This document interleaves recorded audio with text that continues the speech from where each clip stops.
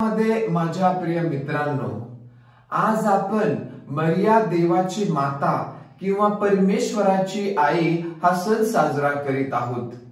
वर्षाच्या पहिल्या दिवशी जेव्हा आपण हा सोहळा साजरा करतो, आपण लक्षात आणलं पाहिजे की हा आपल्या ख्रिस्ती धर्मातील माता मरियेच्या बाबतीतील एक सिद्धांत आहे, एक डॉगमा आहे। आणि थोडक्यामध्ये हा सोहळा, हा सण काय आहे हे आपण समजून घेणार आहोत।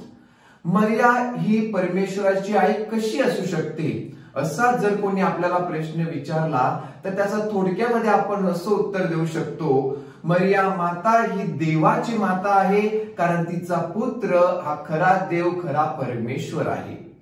अनेक वेळेला आपण पाहतो की आपले जे इतर ख्रिस्ती भाविक असतात त्यांना ही गोष्ट समजणे फार अवघड जाते।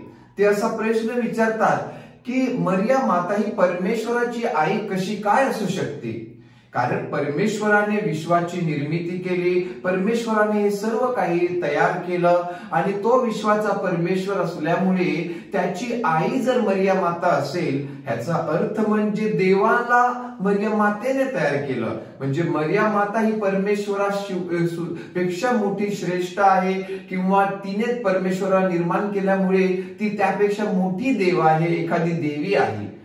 प्रिय मित्रांनो, आपण हे समजून घेतलं पाहिजे की मरिया माता ही प्रभू येशूची आई आहे।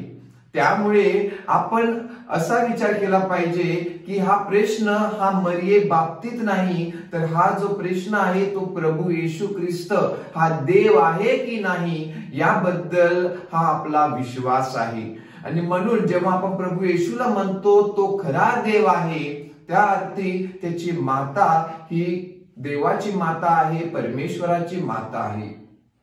सुरुवातीच्या वेळेला जेव्हा ख्रिस्ती जन्म उदयास आला, तेव्हा प्रभू येशू ख्रिस्त हा कोण आहे हे समजून घेण्यासाठी अनेक असे सिद्धांत मांडण्यात आले, अनेक असे प्रश्न निर्माण झाले। काही लोकांनी असं सांगितलं की प्रभू येशू ख्रिस्त जो आहे तो कधीतरी देव आहे, कधीतरी मनुष्य आहे। आता असं ते का म्हणाले, कारण पवित्र बायबल मध्ये आपण पाहतो काही वेळेला प्रभू रडला, काही वेळेला तो दुःखी झाला, काही वेळेला प्रभूला दुःखाला सामोरे जावं लागले। माणूस कसा रडू शकतो, माणूस कशाला दुःखी होऊ शकतो, आणि म्हणून त्यांनी सांगितलं प्रभू येशू हा खरा माणूस होता। तर काही वेळेला आपण पाहतो की प्रभूने चमत्कार केले, मेलेल्याला उठवले, तो स्वतः मेलेल्यातून पुन्हा उठला, म्हणून असं आपण पाहतो की प्रभू येशू देव होता, कारण ह्या गोष्टी असं मेलेल्याला उठवणे एका मनुष्य करू शकत नाही, एखादा मानव करू शकत नाही, आणि म्हणून तो परमेश्वर होता। आणि म्हणून हे वेगवेगळे जे विचार प्रवाह, मत प्रवाह सुरू झाले, त्यातील एक होतं ते म्हणजे दत्तकवादी। त्यांचा अर्थ असा होता की प्रभू येशू ख्रिस्त जेव्हा जन्माला आला तेव्हा तो मनुष्य होता, परंतु जेव्हा त्याचा बाप्तिस्मा झाला तेव्हा परमेश्वराने त्याला दत्तक घेतलं, आणि बाप्तिस्म्यापासून प्रभू येशू ख्रिस्त देवाचा पुत्र झाला। हा एक खोटा सिद्धांत, खोटा मतप्रवाह होता।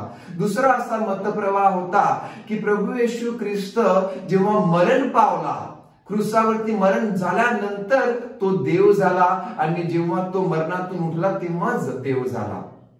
असाच एक मतप्रवाह होता, आणि तो म्हणजे नेस्टोरियन वाद। नेस्टोरियस नावाचे एक महागुरु होते, आणि त्यांनी एक खोटा सिद्धांत मांडला।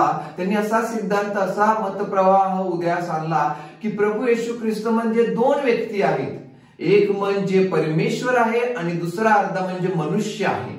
आणि त्यामुळे जो मनुष्य आहे प्रभू येशू ख्रिस्तामधील, त्याची माता म्हणजे मरिया माता, म्हणजे ती प्रभू येशू जो देव आहे त्याची आई नाही, तर जो माणूस आहे त्याची आई। म्हणजे त्याने काय केलं, प्रभू येशूचे जे व्यक्तिमत्व आहे, जो प्रभू येशूच्या व्यक्तिमत्वात दोन भाग केले, एक म्हणजे मनुष्य आणि दुसरा भाग म्हणजे परमेश्वर। आणि तो हा जो सिद्धांत होता, त्यामुळे पवित्र देऊळमध्ये दुफळी माजली, अनेक असे वाद निर्माण झाले, आणि तेव्हा अलेक्झांड्रियाचा संत सिरिल ह्यांनी त्याचा विरोध करताना सांगितलं की प्रभू येशू म्हणजे दोन व्यक्ती नाहीत, प्रभू येशू म्हणजे एकच आहे, जो खरा देव, खरा मनुष्य आहे। म्हणजे कधीतरी देव, कधीतरी माणूस असं नव्हे, किंवा अर्धा माणूस अर्धा देव असं नव्हे, तर प्रभू येशू ख्रिस्त हा 100% देव आणि 100% माणूस आहे। आणि ज्या अर्थी तो 100% देव आणि 100% माणूस आहे, याचा अर्थ त्याची आई माता मरिया ही देवाची माता आहे. नेस्टोरियनने असं सांगितलं की तिला ख्रिस्ताची आई म्हणा, तिला क्रिस्तोटोकस, ग्रीक मध्ये क्रिस्तोटोकस असं म्हणा, थिओटोकस म्हणजे देवाची माताशी म्हणू नका. परंतु संत सिरिलने आपल्याला शिकवलं आणि ती जी शिकवण होती ती 4व्या शतकामध्ये चर्चने मान्य केली आणि मोठा हा सिद्धांत मांडला की प्रभू येशूची आई माता मरिया ही देवाची माता आहे. आणि म्हणून मरिया मातेला समजण्याची गुरुकिल्ली म्हणजे आपण मरिया मातेपासून सुरू करत नाही, तर आपण तिचा पुत्र प्रभू येशू ह्याच्यापासून सुरुवात करतो. ज्या अर्थी तो खरा देव आहे, 100% देव आहे, त्या अर्थी त्याची आई माता मरिया ही देवाची आई आहे. म्हणून आपण तिला धन्य करत नाही, आपण तिला कृपापूर्ण करत नाही, देव तिला ते दान देतो. देवाने जेव्हा देवदूत पाठवला तेव्हा त्याने म्हटले नमो कृपा पूर्ण मरिये. म्हणून आपण तिला नमो कृपा पूर्ण करत नाही, तर परमेश्वर जो खरा देव आहे तो तिला नमो कृपा पूर्ण करतो. आणि म्हणून माझ्या प्रिय मित्रांनो, जेवढा मान आपण प्रभू येशूचा देतो, ज्या अर्थी तो आपला खरा देव आहे, त्या अर्थी आपण आपल्या मरिया मातेचा आदर करतो, सन्मान करतो. म्हणून तिच्या आयुष्यामध्ये तिला जो मान आहे, जो आदर आहे, जो सन्मान आहे, तो तिच्या पुत्रामुळे तिला मिळालेला आहे. एक मुलगा होता, तो आपल्या शाळेमध्ये मरिया माता किती महान आहे, किती चांगली आहे याविषयी बोलत होता. आणि तो दुसऱ्या मुलांना असं सांगत असताना त्याच्या शिक्षकांनी ते ऐकलं आणि शिक्षकांनी त्या मुलाला सांगितलं, अरे बाळा, सर्व आई या जगामध्ये समान असतात. तुझ्यासाठी तुझी आई, माझ्यासाठी माझी आई, आणि ही मरिया आई, जी मरिया माता ज्याविषयी तू बोलत आहे, त्या सर्व समान आहेत. मग तिच्याविषयी तू इतकं का बोलतोयस? आणि त्या मुलाने सांगितलं, सर तुम्ही बरोबर म्हणताय, सर्व आई या समान असतात. मरिया माता किंवा तुमची आई किंवा माझी आई या सर्व समान आहेत, परंतु त्या मातेचे जे पुत्र आहेत, म्हणजे तुमच्यामध्ये आणि माझ्यामध्ये आणि तिचा पुत्र जो प्रभू आहे, जो देव आहे, आपल्यामध्ये फार मोठा फरक आहे.